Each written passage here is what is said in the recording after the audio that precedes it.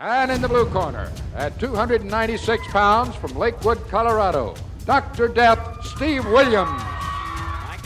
In the summer of 1982, Mid-South Wrestling had some baby faces on the rise in the territory, like Dr. Death Steve Williams. But Steve Dr. Death Williams didn't get his name by not being able to give the right prescription to his opponents. There he used that football ability. Looks like he almost took... Oh, he's taking Bond's legs right out from under him. Kevin Von Erich was another visiting the territory. Look at that spring. The agility is just phenomenal. The quickness. Got an uncle, Waldo Von Erich, that was a rough, tough scoundrel, too. I had many a match with him. Look at that. I think Billy Starr has just been put to the mat for a 3 count. Dick Murdoch, with his bad stolen Killer Carl Cox Captain Redneck gimmick, was back too. Drop kick. First elbow. He's going to hoist the man up, looks like in the famous Brainbuster. Oh, he drilled him. Look at that, Ted DiBiase. But one of the babyfaces would need to step up because Skandor Akbar and his men had moved on from the feud with Ernie Ladd and were running over faces in the territory. Prevent him from maneuvering that he better get somebody to help him out in case he gets outmanned and outgunned. Quickness and their speed. Oh! That David Price just got pile-drived and jumped off. The man that would step up was Iron Mike Sharp. My goodness, Boyd Pierce Sharp, he's got clear run. He's got the gang off his feet. He's got 454 pounds in the air and in a tremendous bear hug. What a feat of strength for this powerful young man from Canada. So well liked by the fans. The one-man gang resorts to an illegal tactic there. Trying to capitalize.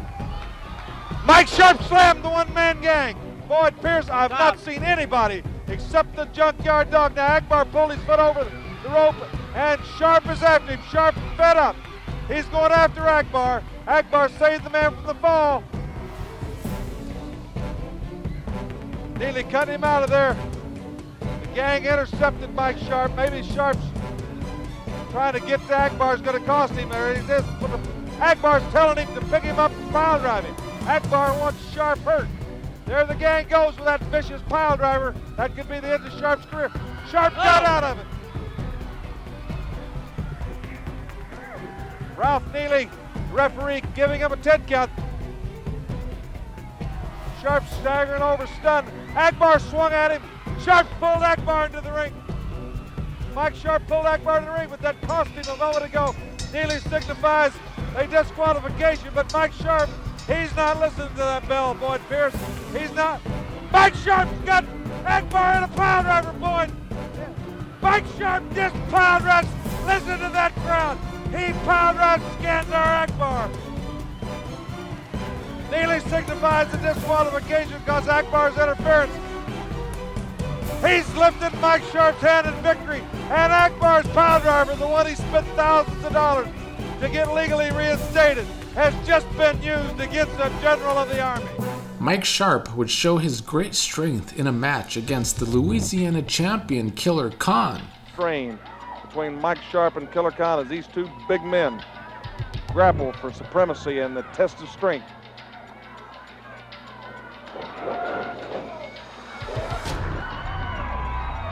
Mike pulled himself together enough to get out of the way, but he's still on shaky legs. And Akbar's wanting Khan to get him while he's still got the advantage.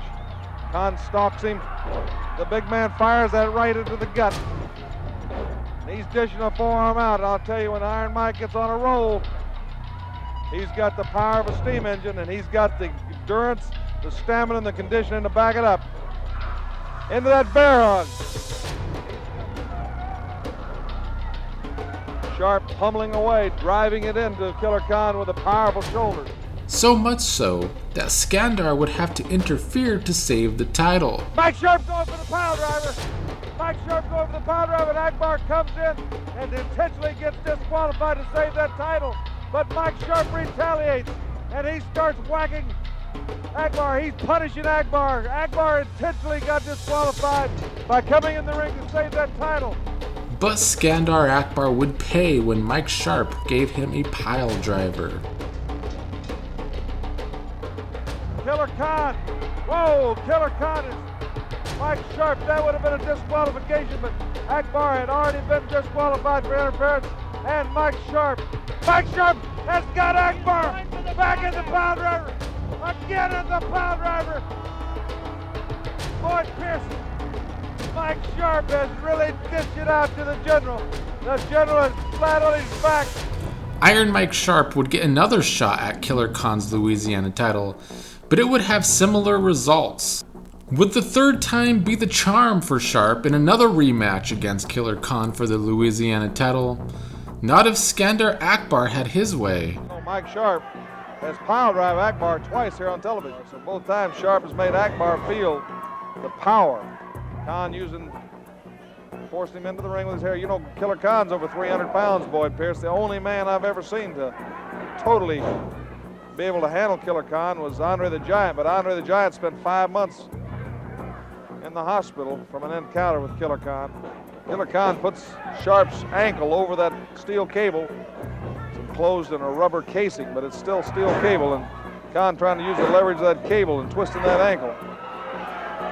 Mike Sharp is up on his feet again, firing away. He's in condition to continue the attack. Just aren't quitters in any type of endeavor. Mike Sharp, he's on the attack there. Maybe he's going to try to render Killer Khan's some of his martial arts ability. Snapmare. Khan going up. Came for a flying chop. Sharp out of the way. Going for his patented move. There he goes. That's curtains for Akbar's telling him to get up.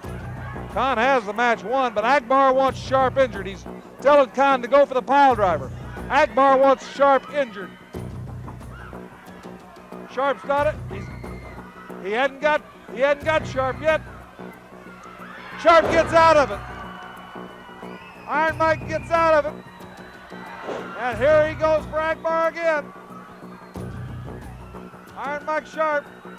After a ref bump, Akbar would help Khan, but this time it would not matter. Mike, watch for Khan.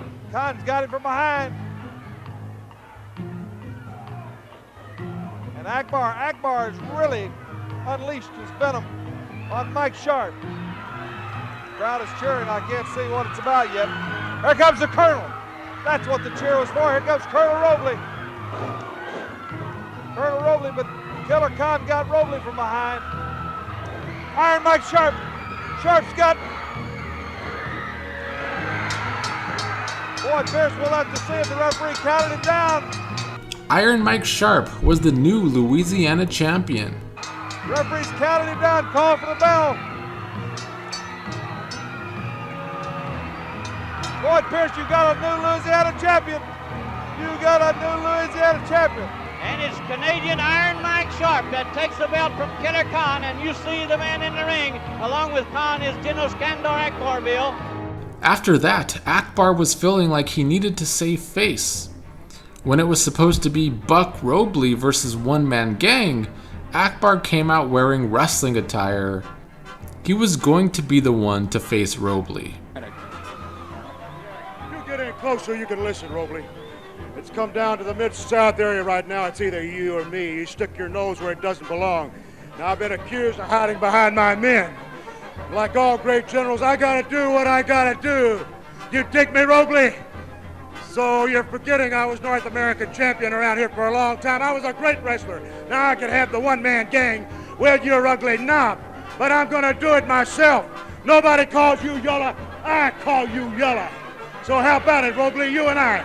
Match with me, Akbar, you got it. That's just that easy. All you got to do is ask, and I'm here. Akbar came out of the closet. He's got his tights on. He was a great wrestler. He was a North American champion, a tough one, a powerful man. But I got to watch it.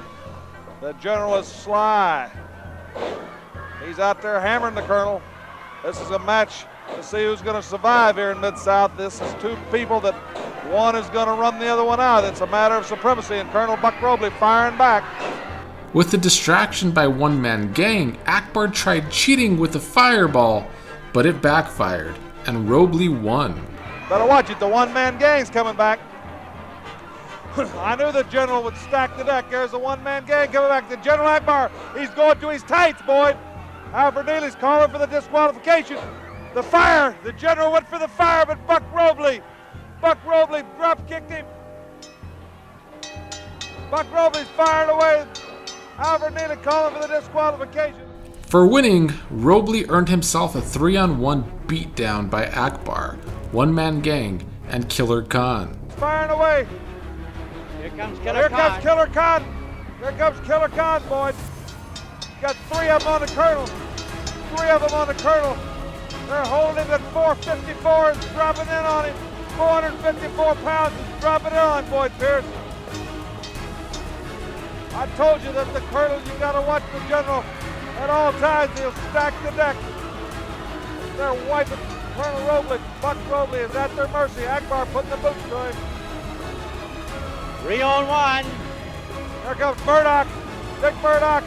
Mr. Wrestling 2. Iron Mike Sharp. They're coming to General Skandor Akbar. Well, Boyd, I'm here to conduct myself as the gentleman that I am and lay my grievances on the table and let the people be the judge. Now, I've been accused of a lot of devious things, but of course, it's up to the people to see here in Mid-South Television that the general will conduct himself as a gentleman that I am, and you'll see for yourself today that I interfere in no matches.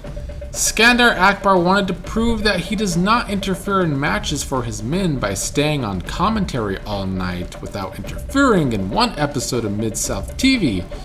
He would successfully do that with his men in squash matches. You know, That's my personal opinion. Well, Mid-South would tamper with the tape, of course, because it's their continuing conspiracy against the general. One-man gang. 1, 2, 3. Robley and Sharp, you two gentlemen had better watch yourselves. You'd better look over your left and look over your right because war has been declared. Thank Akbar, furious at being humiliated by Robley, put $1,000 on the line that he would win a match faster than Robley would win his against opponents. Colonel Buck Robley, I'm a little sick of your accusations that I can't back up what I say. Now, I'm wrestling today on Mid-South Television for the first time since I was North American champion. Now, Robley, I know you're wrestling because I checked with Grizzly Smith. So I'd like to make a little wager. I understand you're a gambling man, although you squander and lose all your money on the racetracks, and you always come back to the Mid-South busted. Here's 10 $100 bills.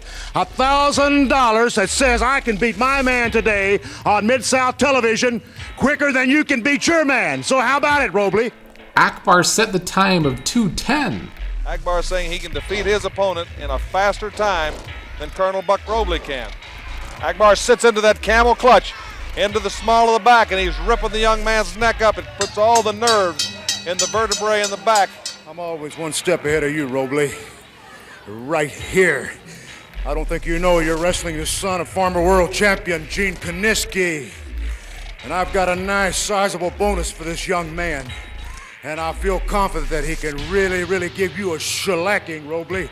As a matter of fact, I've got 10 $100 bills. Look at it. 3, 4, 5, 6, 7, 8, 9, 10. Akbar tried to hype up Robley's opponent, Kali Kanitsky, but Robley would win the money. The time clock's running on Robley, 2:10. 2 minutes and 10 seconds, and Akbar's trying to stall. Neely trying to get him out of there, but the devious one, Colonel Robley, he's loaded right there. 1, 2, 3. Skandor Akbar just lost 1,000 smackers. $1,000, and Robley, Akbar trying to stall. Now Akbar snatched $1,000 away from Alfred Neely, but Buck Robley, and there's $1,000 up in the air. And of course, I guess the biggest disappointment for matchmaker Grizzly Smith today is the Junkyard Dog is not here to wrestle. He said he'd make interviews. He said he'll wrestle in any arena that Grizzly Smith assigns he and Mr. Olympia to defend the Mid-South tag titles, or he'll wrestle in any arena where he has a match with Ted DiBiase. But he will not wrestle again on television in the Mid-South TV network until he has a signed match here on TV with Ted DiBiase. And DiBiase, on the other hand, has refused to wrestle the Junkyard Dog on TV. So Grizzly Smith still in the middle of a hot potato of a negotiation. Junkyard Dog was very upset with his ex-best friend Ted DiBiase after the ultimate betrayal by DiBiase to get his North American Heavyweight Championship back. JYD was boycotting wrestling matches on TV until he got a match on TV against DiBiase. DiBiase was refusing a match against Junkyard Dog and instead was making more enemies. DiBiase walked off, but he's moved back into within ring, spitting distance of the ring, it looks like there. He wants to watch this match very closely. DiBiase was helping the Assassin against Buck Robley. Colonel Buck Robley's got the sleeper on the Assassin. But DiBiase would accidentally hit the Assassin with his loaded glove. Robley's back, but here comes DiBiase, and DiBiase just popped Colonel Buck Robley across the back. Now the Assassin's going to hold it. DiBiase load that glove, but Robley got out of the way. Buck Robley got out of the way. Now Buck Robley loading that brace. And DiBiase now sees he's all by himself with Robley. Robley's got him cornered. Fast running out. Fast out. Oh, Robley pushed the Assassin. DiBiase pushed the Assassin right into Buck Robley's brace. DiBiase shows that nobody is sacred to him when he's in trouble. He's going to let them all out. DiBiase was making enemies, but he also made a friend in Jim Duggan. He and JYD together here on TV in a match. And DiBiase wants that match not for the North American title on TV, but for the Mid-South tag title. That's what I mean by Duggan not caring. Look at that tactic. DiBiase took Romeo's head and ran it into Duggan's head. Look at Duggan, that wild body block like the Suicide Squad. DiBiase, the figure four. What an awesome team. Junkyard Dog's tag partner and fellow Mid-South tag champion Mr. Olympia was struggling without his partner. Mr. Olympia lost his Mississippi Championship to Killer Khan with the help of Akbar. With Junkyard Dog boycotting TV, Mr. Olympia found a partner in gym teacher Precious Paul Allering to take on Akbar's men. Unfortunately for Allering, he would be legit injured for the third time in 1 year. As for Mr. Olympia, he would win the Mississippi title back at the end of the summer against Killer Khan. DiBiase was ducking Junkyard Dog for weeks, but matchmaker Grizzly Smith would force DiBiase to sign a match against Junkyard Dog. Now sitting at our desk is the North American Heavyweight Champion, Ted DiBiase. Behind him is team partner, Hacksaw Duggan. If we have time, we'll talk to Ted about next week's confrontation against the Junkyard Dog, either in a single contest for the North American Heavyweight title or a tag team match for the Mid-South Tag Team Championship. I am here today for the main purpose of clearing the air and letting the truth be known. Now everybody's saying that I won't give the Junkyard Dog a match and that he's not here because I refused wrestling. That is not the truth. I have had an open contract for the past 3 weeks, people, for 3 weeks for a match with the Junkyard Dog and Mr. Olympia. Me and my partner Jim Duggan challenge him for the Mid-South Tag Team titles. DiBiase would have demands for his match against the Junkyard Dog.